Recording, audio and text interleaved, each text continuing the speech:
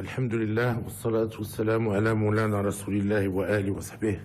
شابي العزيز، إنني وأنا أخاطبك اليوم بمناسبة الذكرى 41 للمسيرة الخضراء من مدينة داكار عاصمة جمهورية السنغال الشقيقة.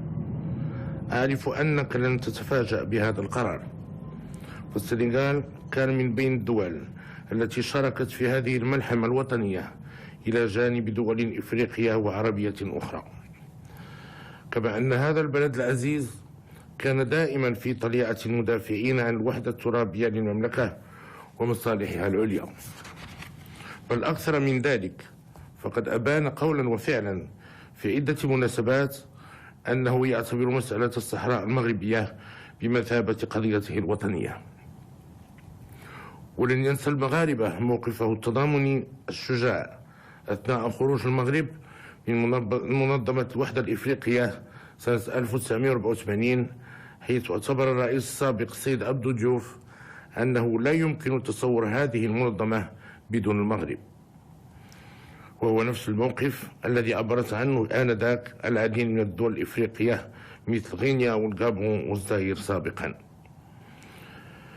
وقد اخترت السنغال أيضا لمكانته المتميزة في إفريقيا بفضل نموذجه الديمقراطي التاريخي واستقراره السياسي والاجتماعي وديناميته الاقتصادية، إضافة إلى علاقات الأخوة والتضامن ووحدة المصير التي تجمع عبر التاريخ الشعبين السنغالي والمغربي كشعب واحد، حيث يشكل كل منهما الامتداد الطبيعي للآخر في تلاحم فريد بين بلدين مستقلين يحترمان خصوصيات بعضهما.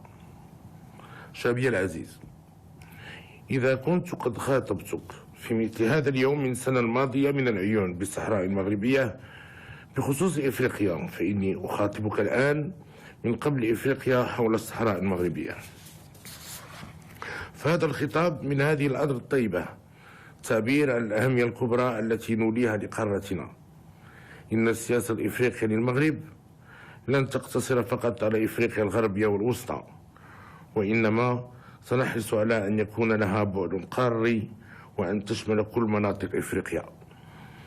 وفي هذا الإطار قمنا بزيارات إلى كل من رواندا وتنزانيا، رغم أن العلاقات مع دول إفريقيا الشرقية لم تكن كافية، ليس بسبب الإهمال أو التقصير، وإنما لمبررات موضوعية كاللغة والبعد الجغرافي واختلاف الموروث التاريخي.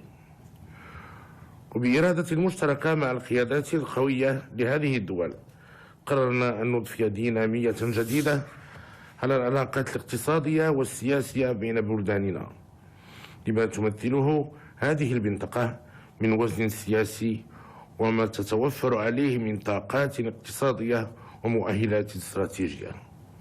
وقد ارتأيت في نهاية هذه الجولة غير المسبوقة أن أتقاسم معك شابي العزيز نتائج هذه الزيارات.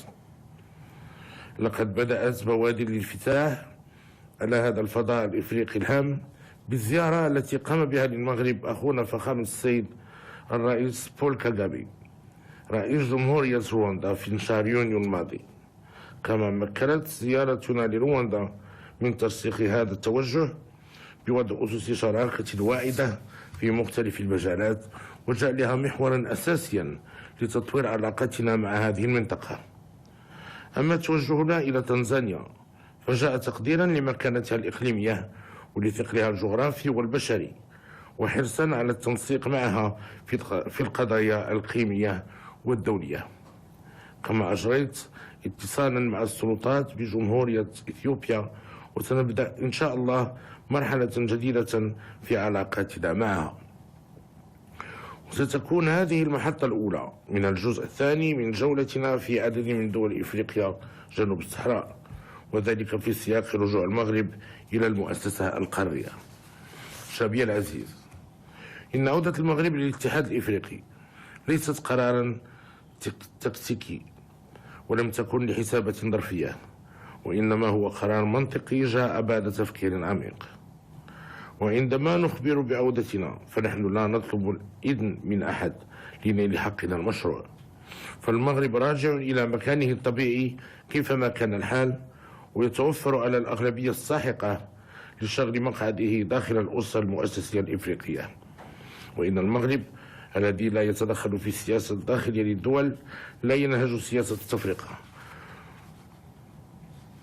يأمل أن تتعامل كل الأطراف مع هذا القرار بكل حكمة ومسؤولية لتغليب وحدة إفريقيا ومصلحة شعوبها.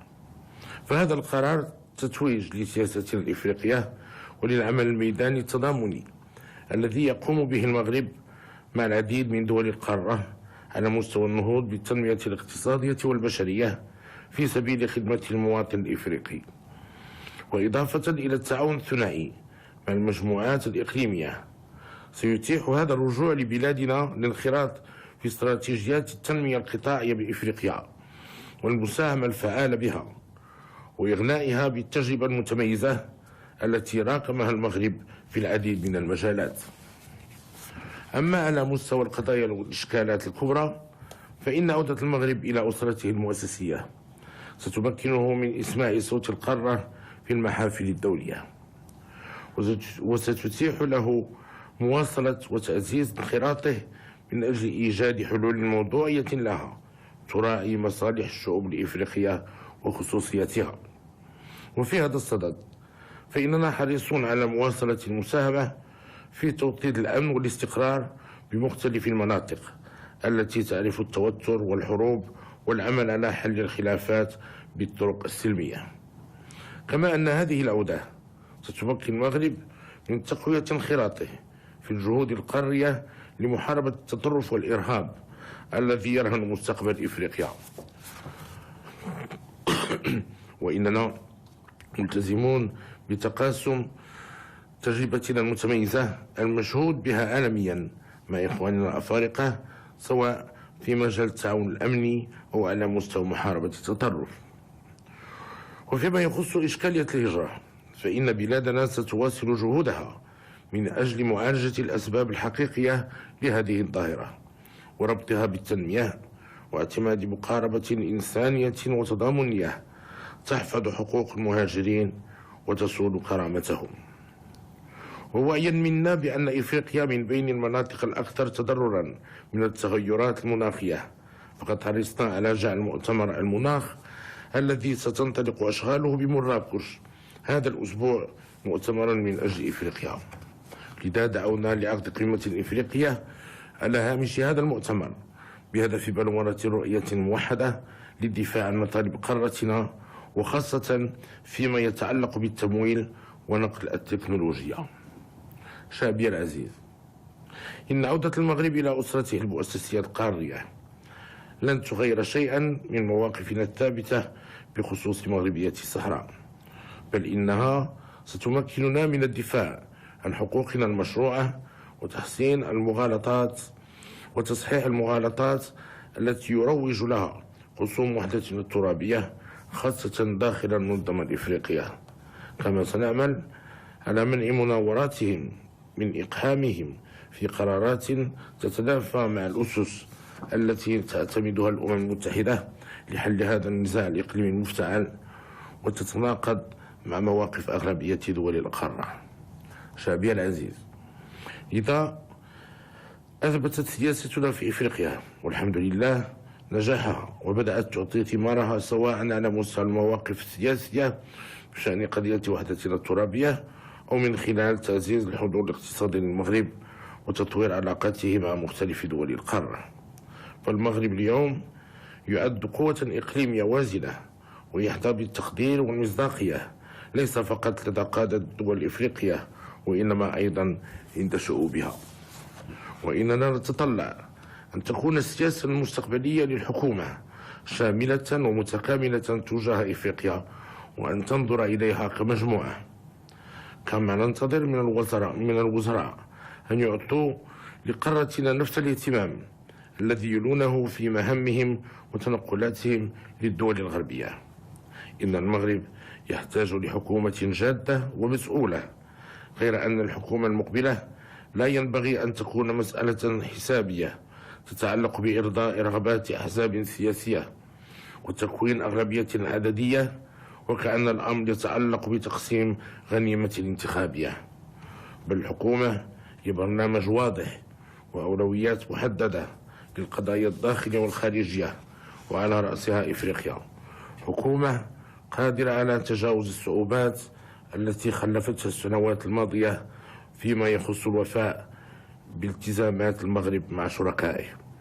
الحكومة هي هيكلة فعالة ومنسجمة تتلائم مع البرنامج والأسبقيات، وهي كفاءات مؤهلة باختصاصات قطاعية مضبوطة.